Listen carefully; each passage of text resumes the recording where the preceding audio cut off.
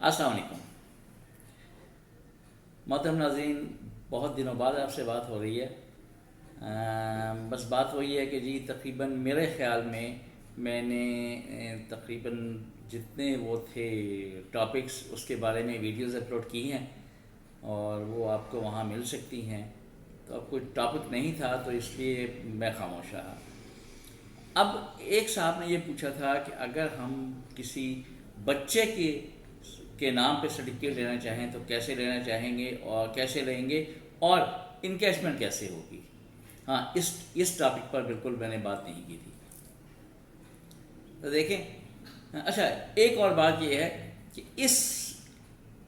इस टॉपिक को शुरू करने से पहले एक बात और कि बहुत से मैसेजेस आए मुझे और फिर मैंने ये उस पर यूट्यूब पर भी देखा कि बहुत से लोग ये उन्होंने कहा है कि जी अभी ये नेशनल सेविंग्स के रेट रिवाइज हो रहे हैं और इतना एक्सपेक्टेड है या ये हो जाएगा। तो देखिए, अभी कुछ भी नहीं है। जैसे ही रेट रिवाइज होते हैं इंशाल्लाह आप तक फ़ौरन पहुंचेंगे। आज फिर स्टेट बैंक ने जो है शरह सूद में इजाफा किया है। अब देखें कि अब क्या होता है। अब कुछ शायद अब उम्मीद है कि अब बढ़ जाएंगे। वो जो पहली बातें थी ऐसे ही थी, पहले ऐसे कोई वो फरवरी भी गुजर गया, अब तो मार्च शुरू हो गया। बहरहाल, बच्चे के बिहाफ पर आप सर्टिफिकेट कैसे परचेज कर सकते हैं। देखिए, एक तो सबसे पहले ये है कि जो बच्चा है ना, कोई भी बच्चा हो, हम सबका बच्चा है, इसलिए सर्टिफिकेट कोई भी परचेज कर सकता है। आपका अपना बच्चा है, बेटा बेटी या भांजा भांजी या कोई और कोई भी हो, आप उसकी बिहाफ पर सर्टिफिकेट परचेज कर सकते हैं। उसमें कोई कबाहत नहीं है। नेशनल सेविंग्स में फॉर्म भरेंगे सर्टिफिकेट खरीदने का SE1, उसमें उसी तरह अपना नाम पता लिखेंगे। एक साइड पे आपको नज़र आएगा फॉर माइनर्स, माइनर की डिटेल आएगी कि उस बच्चे की डिटेल आएगी कि कौन कैश करवा सकता है। जब आप परचेजर हैं तो आप ही कैश करवाएंगे उसको। अब जो नाम लिखा जाएगा, यहाँ पर जब हम परचेज करते हैं अपना नाम लिखते हैं तो वहाँ पर बच्चे का नाम ब्रैकेट में माइनर लिख के थ्रू फादर या मदर जो भी है या अंकल वो लिखेंगे और नीचे एड्रेस लिखेंगे।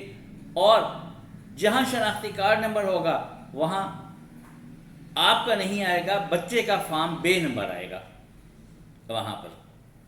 तो आपका शनाख्ती कार्ड, वो जो मैंने कहा इस साइड पे जो कॉलम बना होगा माइनस की डिटेल का कि कौन कैश करवा सकता है, वहाँ आपका नंबर आएगा जो भी परचेजर है।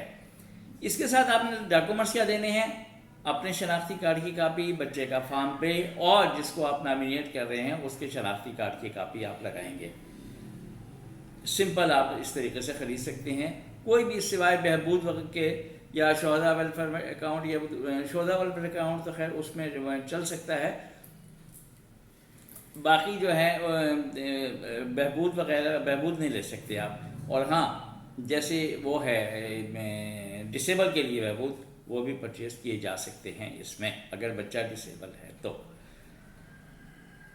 अब ये आपने परचेज कर लिए, रेगुलर है तो रेगुलर इनकम मिलेगी आपको और प्रॉफिट वही सेविंग्स अकाउंट में जाएगा। और सेविंग्स अकाउंट भी बच्चे के ही नाम खोलेंगे, अपने नाम का नहीं होगा, बच्चे का अकाउंट होगा, उसी में प्रॉफिट जाएगा।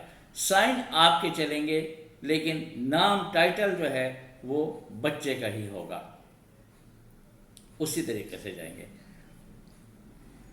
अब नॉमिनेशन की बात की जो मैंने की, नॉमिनेशन में देखें 1 लाख तक अगर अमाउंट होती है तो भी जो भी नॉमिनी है उसको पैसे मिल जाते हैं। उसमें किसी किस्म की सक्सेशन की ज़रूरत नहीं पड़ती। हाँ, 1 लाख से बढ़ेंगे तो आपको ये मसला होगा कि ये पैसे कौन लेगा।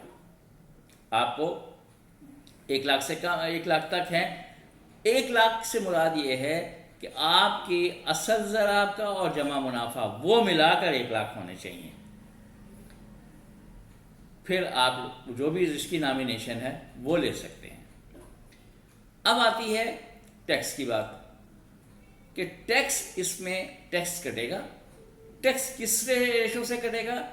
آپ اگر فائلر ہیں تو وہ بچے کے بھی وہ فائلر تصور کیا جائے گا، وہ انویسٹمنٹ فائلر میں تصور ہوگی، اور اس کا ٹیکس اسی طرح کٹے گا، 15%، نہیں ہے تو 30% کٹے گا۔ یہ تو اس کی بات آ گئی۔ اب دوسری بات آتی ہے زکوٰۃ کی۔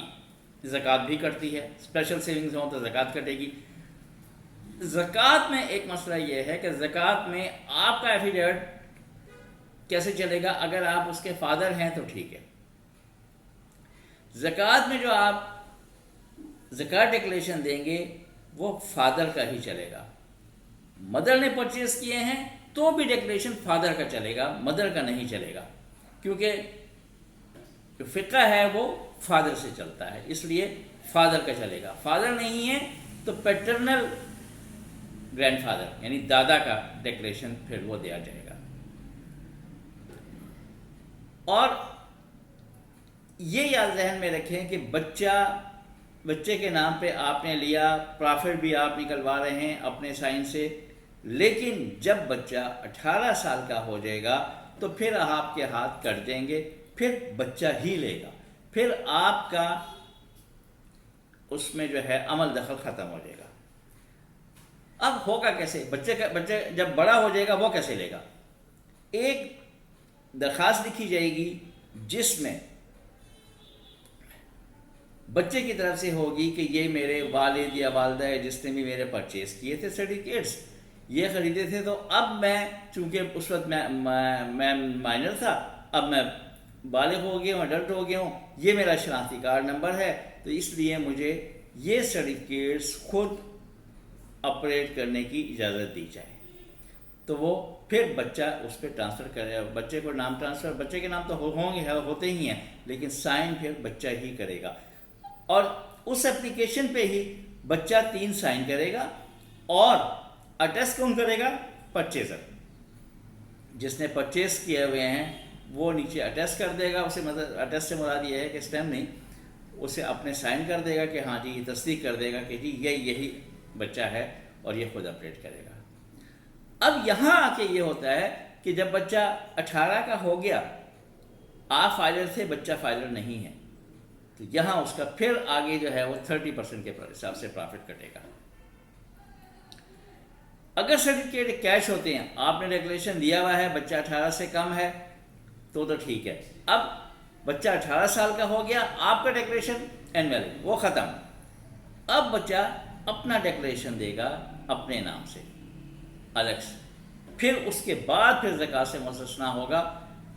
اور اب جیسے یکم رمضان گزرتا ہے اور بعد میں وہ بچہ بالغ ہوتا ہے اور پھر ڈکلیریشن ساتھ دیتا ہے، تو وہ اس کا وہ جو ڈکلیریشن ہے وہ پچھلا والا ویلڈ نہیں ہوگا، آگے کے اگلے سال کے لیے اس کا ڈکلیریشن وہ ویلڈ ہوگا۔